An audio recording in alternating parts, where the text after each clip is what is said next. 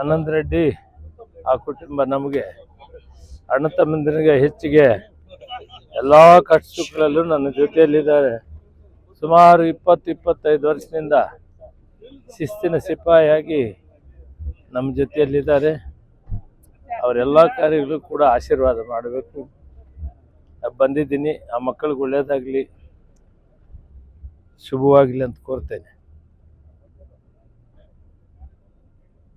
ರಾಜಕೀಯವಾಗಿ ಕೂಡ ಆನಂದ್ ರೆಡ್ಡಿ ಮುಂದೆ ಕಾಂಗ್ರೆಸ್ ಸಾಗರ ಜೊತೆಯಲ್ಲಿ ಇರಬೇಕು ಅಂತ ಕೂಡ ಸಲಹೆ ಮಾಡ್ತೀನಿ.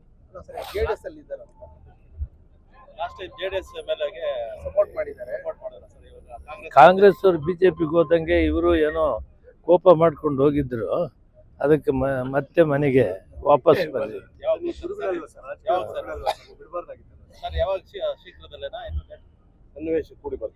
ಸನ್ನಿವೇಶ ಮಾಡೋಣ.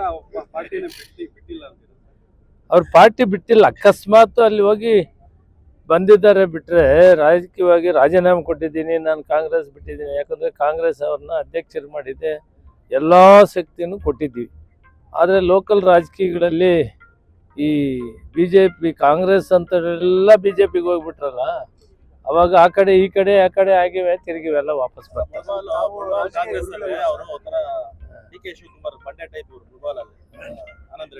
ಡಿ ಕೆ ಶಿವಕುಮಾರ್ ಹೇಳಿದ್ದಾರೆ, ಅವ್ರಿಗೆ ಪಕ್ಷದ ಕಟ್ಟಬೇಕು ಮತ್ತು ನಿನಗೆ ಜವಾಬ್ದಾರಿ ಇದೆ, ನೀನೆಲ್ಲ ಅನುಕೂಲವಾಗಿದೆಯಾ, ಆಫೀಸ್ ಕಟ್ಟಬೇಕು ಕಾಂಗ್ರೆಸ್ ಅಂತೇಳಿ ಕೂಡ ಹೇಳಿದ್ದಾರೆ. ಆ ಕಾಲ ಸನ್ನಿಹಿತವಾಗ್ತಾ ಇದೆ. ನಡ್ರಿ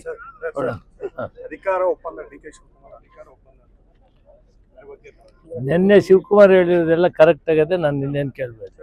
ನಡಿ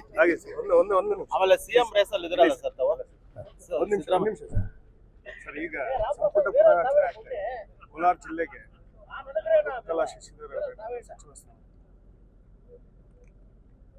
ಪುನರಚನೆ ಇನ್ನ ಇಲ್ಲ ಅಂತ ಮುಖ್ಯಮಂತ್ರಿಗಳು ಹೇಳಿದ್ದಾರೆ.